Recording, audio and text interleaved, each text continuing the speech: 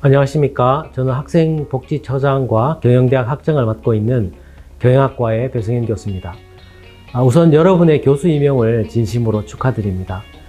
우리 대학교육혁신처에서 다양한 교수법 관련 프로그램을 운영하고 있는데요. 그런 다양한 프로그램에 참여한 경험을 바탕으로 좀 저의 이야기를 교수님들께 공유해드리고 또 선배 교수로서 또 도움이 될 만한 말씀을 드리려고 오늘 촬영을 하게 됐습니다. 교수법 연수와 관련해서 왜 이런 프로그램에 참여해야 되느냐 그런 질문을 하신다면 사실 그 답은 굉장히 간단합니다. 우리의 직업 혹은 밥그릇을 지키기 위해서죠. 그것도 잘 지켜야 합니다. 어떻게 하면 잘 지키는지에 대한 질문을 늘 하고 있고 그 답을 찾기 위해서 저는 교수법 프로그램을 열심히 참여하고 있다고 말씀드릴 수 있겠습니다. 요즘 세상이 굉장히 빨리 변하고 있죠. 인구가 감소하면서 학생 수도 줄어들고 있어서 입시의 어려움도 크고요. 또 고등교육에 대한 학생들의 기대와 또 눈높이도 굉장히 많이 높아졌습니다. 유튜브나 이런 온라인 매체에서 보면 유용하고 재미있고 무료 콘텐츠가 넘쳐나고 있습니다. 그런 상황에서 우리가 교수로서 가진 경쟁력이 뭘까? 이런 고민이 깊어집니다. 최근에는 인공지능, 특히 생성형 AI가 눈부시게 발전하면서 우리 수업에서 학생들의 어떤 학습을 어떻게 도와줄지, 그런 기술들을 어떻게 활용할지 늘 고민이 많아지고 또 조급해지고 심지어는 두렵기까지 합니다. 제가 트렌드와 미래 예측이라는 수업을 하고 있는데요. 아마 그런 수업을 하면서 트렌드에 민감하다 보니까 좀 더 그런 생각들이 많아지는지도 모르겠습니다. 작년에 제가 교직과정부에서 교사가 될 학생들을 대상으로 특강을 해달라는 의뢰를 받았었는데요. 그 주제가 인구 변화와 교육의 미래, 그리고 교사의 역할에 관한 거였습니다. 그때 학생들에게 이 교사의 역할 혹은 교사가 갖춰야 될 세 가지 역량에 대해서 이야기를 했었는데요. 오늘 저나 우리 교수님들에게도 마찬가지로 해당되는 얘기이기 때문에 한번 말씀을 드리고자 합니다. 네, 첫째는 앞으로 티처나 인스트럭처의 역할보다는 퍼실리테이터, 코치의 역할이 더 중요해질 거라는 것입니다. 이 지식을 가르쳐 주는 역할보다는 학습 코치로서 또 멘토로서 아이들을 지도하는 역할이 더 강화되어야 할 것 같습니다. 저도 그렇지만 여러분들도 그런 역할을 수행할 역량을 충분히 갖추고 있다는 생각이 드시나요? 저는 그렇다고 말하지 못하겠습니다. 실력 있는 프로 운동선수들 중에 은퇴하고 감독이나 지도자가 되는 경우가 많이 있죠. 그러려면 대체로 이 지도자가 되기 위한 연수 과정을 이수하고 자격증을 취득해야 됩니다. 그런데 사실은 우리는 그런 게 없어요. 우리가 박사학위를 받았고 박사학위가 있어야만 대학교 교수가 될 수 있지만 사실 그 학위 과정이라는 것이 독립적인 연구를 할 수 있는 능력을 갖추기 위한 공부였지 훌륭한 혹은 좋은 교육자가 되기 위한 교육 과정은 아니었거든요.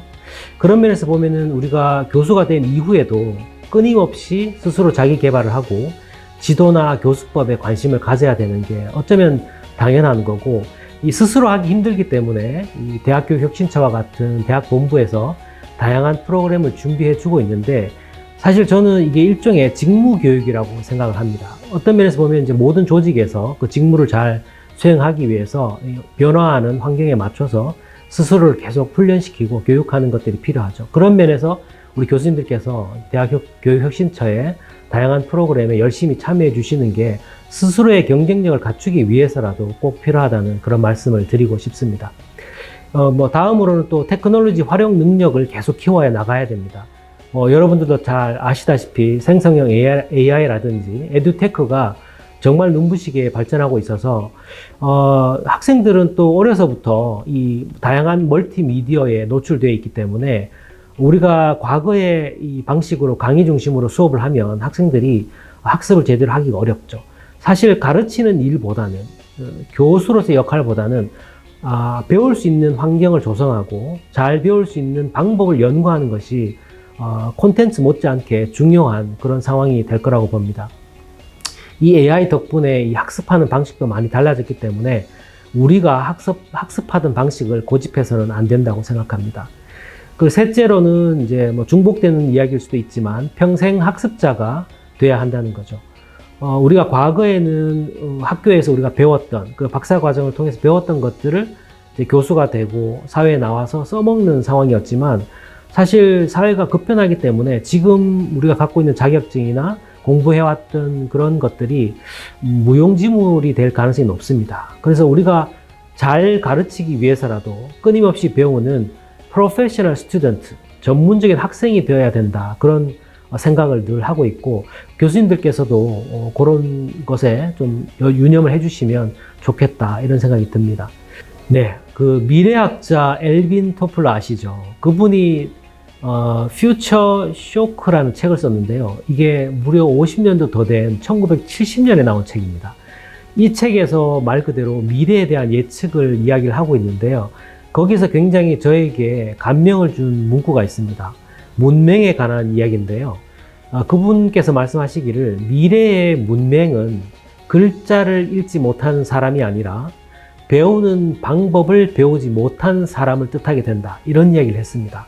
정말 성견지명이 있는 말이죠. 이제는 뭐 글자와 문자만으로 소통하는 시대가 아니니까요. 이 학생들에게 내용을 배우게 하는 뭐 그 자체도 중요하지만 배우는 법을 배울 수 있게 해주는 것. 특히 우리 인제대 학생들은 뭐 인정하고 싶지 않을 수도 있지만 조금 학습적인 부분에서 이렇게 뒤처져 있거나 혹은 자기 효능감이 조금 부족한 학생들이 많기 때문에 지식을 배우는 그 자체보다도 왜 지식을 배워야 되고 내가 왜 이 자리에 앉아 있어야 되는가 여기에 대한 답을 주고 동기부여 학습 능력을 키워주는 이런 것들이 훨씬 더 선행되어야 할 게 아닌가.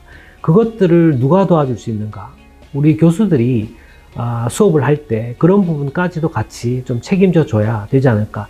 사실 학습해야 될 명분 혹은 필요성을 학생들이 느끼게 된다면 그 이후에는 우리가 잘 가르치지 않아도 스스로 잘 학습하게 되는 경험을 많이 해왔거든요.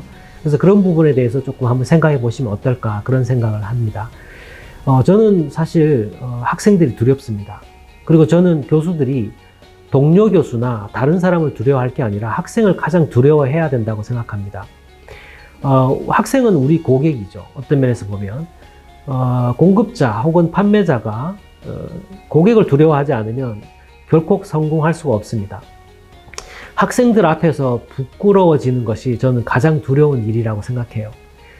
우리는 전문직으로서 좀 명예가 가장 소중하고 또 이제 그렇게 행동하기를 요구받고 있습니다.